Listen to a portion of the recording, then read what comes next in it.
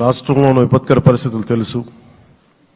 మనందరం సమిష్టిగా పోరాటం చేసి కలిసికట్టుగా ఉండి అద్భుతమైన మెజారిటీలతోటి 164 శాసనసభ స్థానాలని ఎన్డీఏ కూటమి దక్కించుకుంది. అద్భుతమైన విజయం.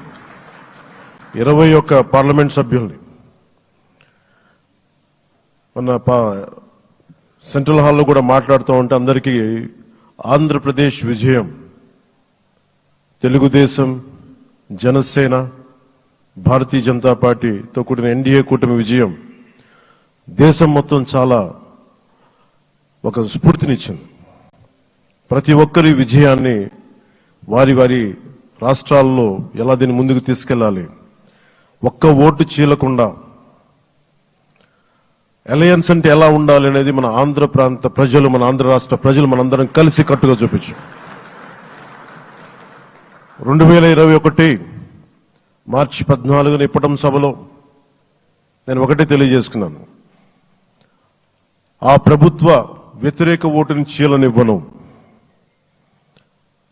ఆ మాట మీద ఉన్నాం, ఆ మాట మీద నిలబడ్డాం.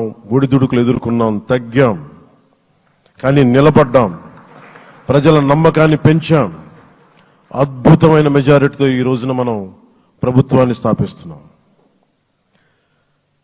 చాలా మాటలు ఇచ్చాం.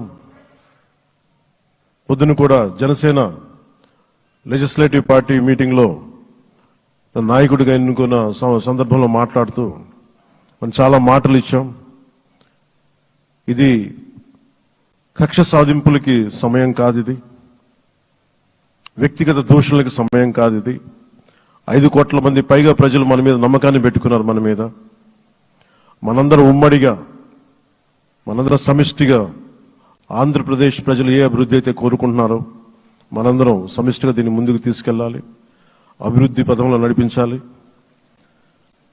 విద్య, వైద్యం, ఉపాధి, సాగునీరు, తాగునీరు, లా అండ్ ఆర్డర్ ఇవన్నీ చెప్పొచ్చాం. మనం బలంగా నిలబడతామని. అలాగే మేనిఫెస్టోలో, ఉమ్మడి మేనిఫెస్టోలో చాలా మాటలు ఇచ్చాం. వాటన్నిటినీ బాధ్యతగా ముందుకు తీసుకెళ్లాల్సిన అవసరం ఉంది. ఇలాంటి ఛాలెంజింగ్ టైమ్స్లో ఒక సుదీర్ఘమైన అనుభవం ఉన్న నాయకులు కావాలి. 4 దశాబ్దాల అనుభవం, అభివృద్ధి మీద అపారమైన అవగాహన, పెట్టుబడులను తెచ్చే సమర్థత, ప్రతిభ. విదేశాల్లో ఉండే నాయకుల్ని, మలేషియా దగ్గర నుంచి, సింగపూర్ దగ్గర నుంచి, యూరోప్ దగ్గర, అమెరికా నుంచి, ఆ దేశాల అధ్యక్షుల్ని తెలుగు రాష్ట్రాల వైపు దృష్టి మళ్లించేంత శక్తి సమర్థత ఉన్న శ్రీ నారా చంద్రబాబు నాయుడు గారికి ఆయన నాయకత్వం చాలా అవసరం.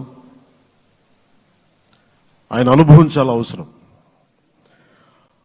అలాంటి అపారమైన అనుభవం ఉన్న వ్యక్తిని, అనుభవం ఒకటే కాదు, ధైర్యశాలి. ఈ రోజుకి నాకు ఒకటే గుర్తుంటుంది. మన తాడేపల్లిగూడెం సభలో చెప్పాను, చాలా క్లేమోర్ మైన్స్ పేలిపోతే, జీప్ ఎగిరిపోయి కింద పడితే చొక్కా దులుపుకొని ఆయన మళ్లీ వచ్చి రాజకీయం చేసిన వ్యక్తి.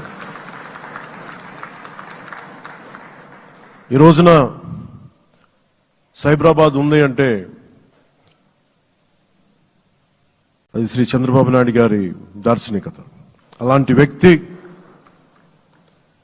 ఆయన అనుభవం ఈ రోజున 2024 ఆంధ్రప్రదేశ్కి ఎన్డీఏ కూటమి తరపు నుంచి ముఖ్యమంత్రి అభ్యర్థిగా శ్రీ నారా చంద్రబాబు నాయుడు గారి పేరుని జనసేన పార్టీ పక్షాన నుంచి మేము బలపరుస్తున్నాం.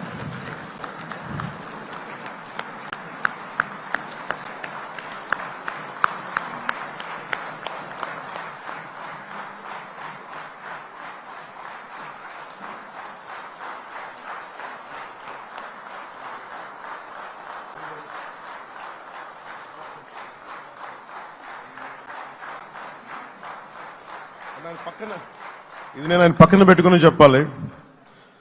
ఆయన నలిగిపోయారు. జైల్లో చూశాను ఆయన.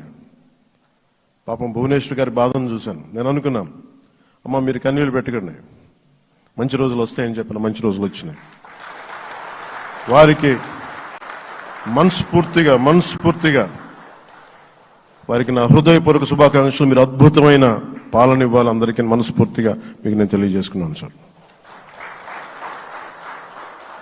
సో ఇప్పుడు శ్రీ